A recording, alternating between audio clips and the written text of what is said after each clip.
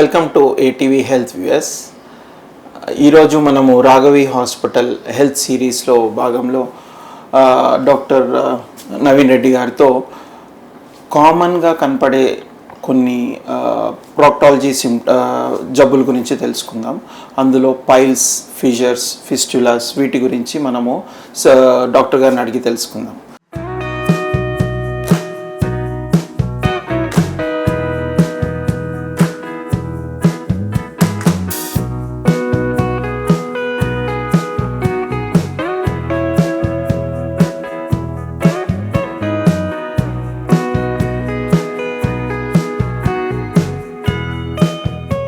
Sir, ఇప్పుడు ఇవి treatment అనేది మామూలుగా సీడ్స్ బాత్ అని కొన్ని of non surgical procedures.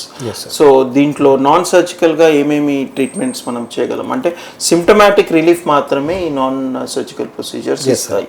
So coming to the surgical procedures, మనము లైక్ లేజర్ సర్జరీ అని డిఫరెంట్ సర్జరీస్ ఉన్నాయి.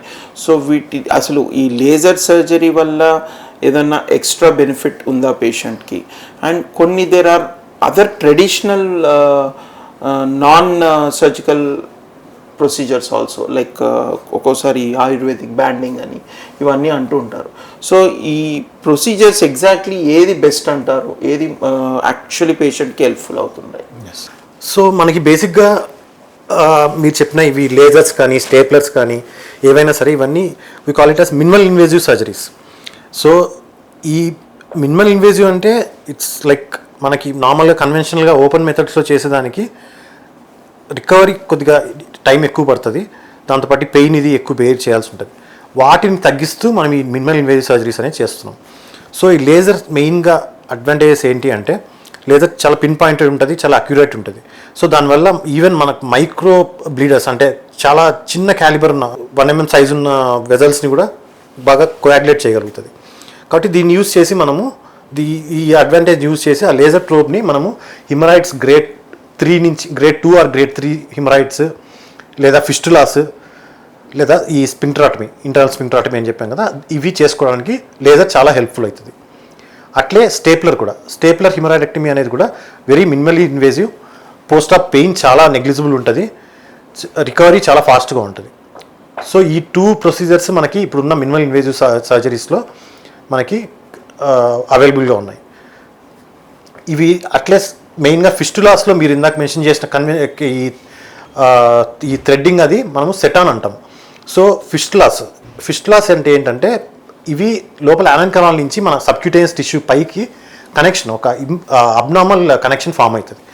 లోపల దానికి ఒక లేయర్ ఫామ్ అయిపోయి ఒక ట్రాక్ లాగా ఫామ్ అయిపోయి ఎప్పుడైనా సరే లోపల ఇంటర్నల్గా అక్కడ మోషన్ ఏదైనా టచ్ అయ్యి అక్కడ ఇన్ఫెక్షన్ స్టార్ట్ అయితే అక్కడి నుంచి పస్ పోర్ అవుట్ అవుతూ ఉంటుంది బయటికి స్లోగా. దీన్ని మనం ఫిస్టులాస్ అంటాం. ఇందులో కూడా మనకి ట్రాన్స్పింక్ట్రిక్ అని, ఇంటర్స్పింక్ట్రిక్ అని, హై యానల్ ఫిస్టులాస్ ఇట్లా ఉంటాయి. సో ఇందులో సింపుల్ ఫిస్టులాస్ ఏవైతే ఉన్నాయో దానికి మనము ఎక్సిషన్ ఒకటి చేసేస్తాం.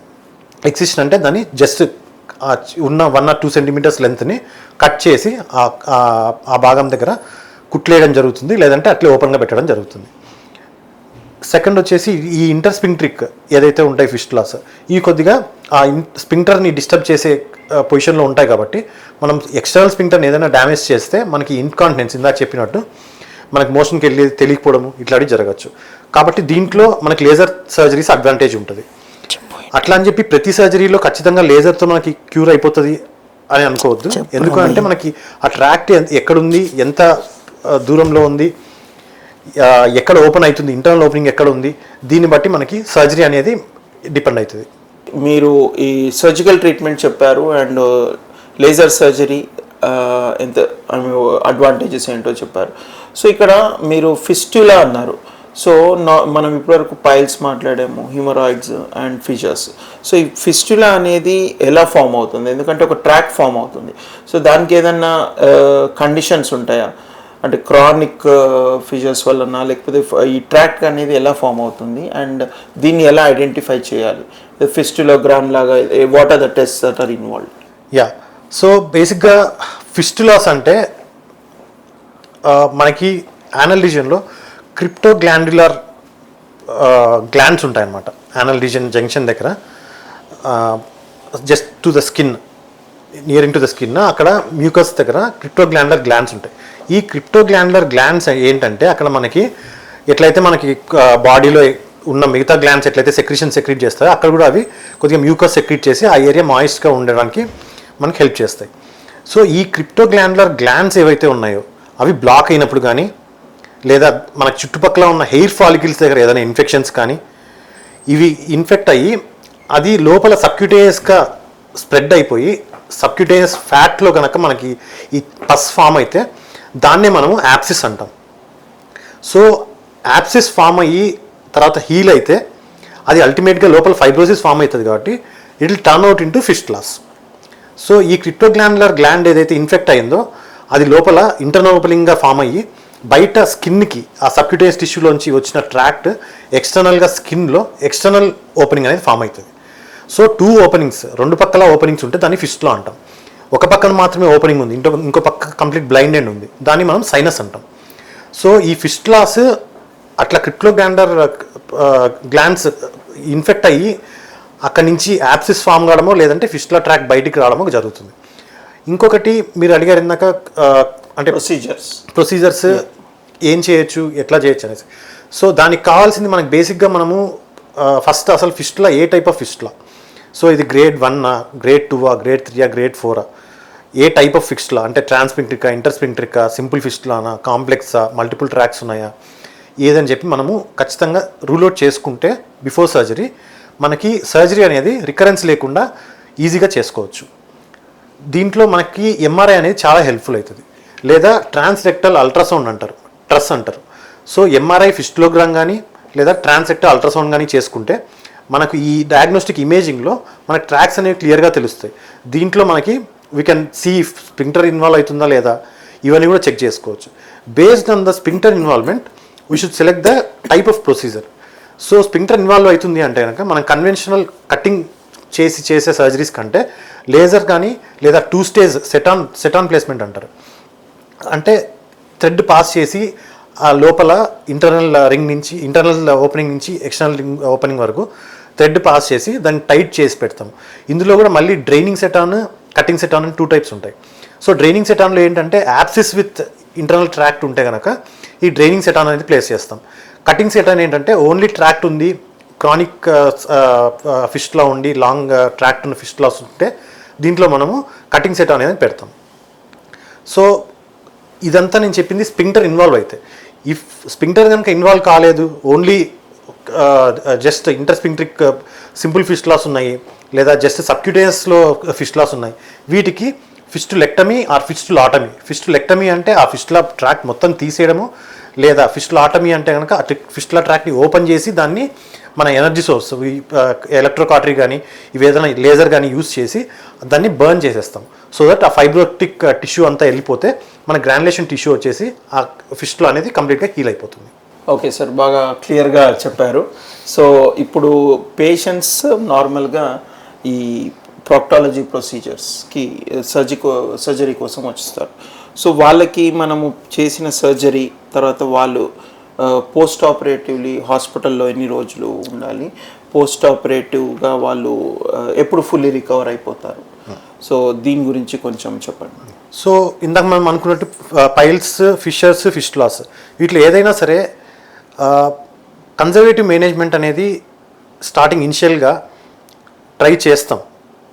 ఎందుకు అంటే ఇన్ఫెక్షన్ ఉంటే అది తగ్గిపోయి మజిల్ స్పాజం కానీ లేదా గ్రేడ్ 1 స్టార్టింగ్ ఉన్న హిమరాయిడ్స్ కానీ వీటిలో సిమ్టమాటిక్ ట్రీట్మెంట్ అంటే వెజల్, ఇప్పుడు సపోజ్ పైల్స్ తీసుకుంటే దాంట్లో వెజల్ వాల్స్ని కొద్దిగా హార్డెన్ చేయడానికి మనకి కొన్ని మెడిసిన్స్ ఉన్నాయి, ఆ మెడిసిన్స్ యూజ్ చేస్తాము.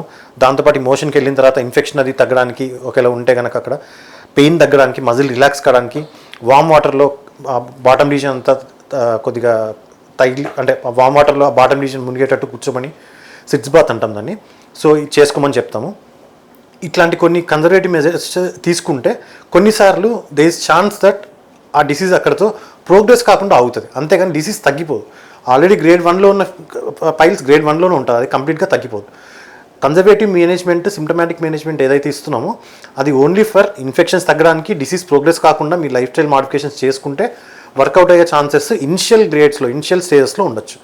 బట్ అల్టిమేట్గా if it is progressing we have to go for surgery. So సర్జికల్గా మనకు ఇందాక మనం డిస్కస్ చేసాం సర్జికల్గా ఏమేమి ఆప్షన్స్ ఉన్నాయని. సో పోస్ట్ సర్జరీ ఎలా ఉంటుంది? పోస్ట్ సర్జరీ మనకి యూజువల్గా మినిమల్ ఇన్వేజివ్ సర్జరీ అని చెప్పాను. నాకు మినిమల్ ఇన్వేజివ్ సర్జరీ అంటే లేజర్స్ కానీ స్టేప్లర్స్ కానీ యూస్ చేస్తే పోస్ట్ సర్జికల్గా పెయిన్ అనేది చాలా తక్కువ ఉంటుంది, రికవరీ పీరియడ్ చాలా ఫాస్ట్గా ఉంటుంది. ఈవెన్ ఇంటికి కూడా నెక్స్ట్ డేనే ఇంటికి వెళ్ళొచ్చు. దాని తర్వాత even from first or second post op day routine works కూడా చేసుకోవచ్చు. సో ఒకవేళ ఇట్లా లేదు, మనకి ఏదైనా కటింగ్ ఏదైనా అక్కడ ఆ భాగంలో ఎక్కువ కట్ చేయాల్సి వచ్చింది లేదా సెటాన్ వేయాల్సి వచ్చింది, ఇట్లాంటివి చేసినప్పుడు పెయిన్ అనేది ఒక స్టార్టింగ్ ఇనిషియల్ మోషన్ పాస్ చేసే ఇనిషియల్ డేస్లో ఒక 3 to 5 days వరకు బ్లీడింగ్ అండ్ పెయిన్ వచ్చే అవకాశం ఉంటుంది. సో దానికి మనం మెడికేషన్స్ పెట్టుకొని కొద్దిగా కంఫర్టబుల్గా సిట్టింగ్ పొజిషన్ అది చూసుకొని మేనేజ్ చేసుకోగలిగితే ఒక 5 daysలో అవి కూడా హీల్ అయిపోతాయి. సో మినిమల్ ఇన్వేజివ్ చేసిన వాటికి రికవరీ టైం అంత ఎక్కువ ఉండదు. Maximum 2 or 3 days office work కూడా రెజ్యూమ్ చేసుకోవచ్చు. ఒకవేళ మనకి ఎక్కడ ఏదైనా ఎక్కువ ఎక్స్టెన్సివ్గా ఉండి డిసీజ్ ఎక్స్టెన్సివ్గా ఉంది కాబట్టి సర్జరీ ఎక్స్టెన్సివ్గా చేయాల్సి వస్తే దానికి రికవరీ అనేది కొద్దిగా పెరుగుతుంది. Thank you doctor Naveen garu. Today చాలా ఎలాబరేట్గా piles, haemorrhoids, fissures, fistulas, abscesses ఇవన్నిటి గురించి మనం డిస్కస్ చేసాము. And what are the surgical options? Basically I think diet modification also is very important. ఈ మధ్యకాలంలో diet and exercise, regular mobility ఉండడము, ఇవన్నీ కూడా చేయాలి. సో ఏటీవీ హెల్త్ ప్రేక్షకులకి ఈరోజు మేము చేసిన కార్యక్రమం నచ్చే ఉంటుందని అనుకుంటూ మన నెక్స్ట్ ఎపిసోడ్లో మళ్ళీ డాక్టర్ నవీన్ గారితో కలిసి ఫోర్ స్కిన్ ప్రాబ్లమ్స్ గురించి తెలుసుకుందాము. అంతవరకు be safe and keep healthy. Thank you. Thank you. Hi, this is Shiva Reddy, Tollywood movie and mimicry artist. ATV Health, ATV Devotional and ATV News. Please subscribe, like and share.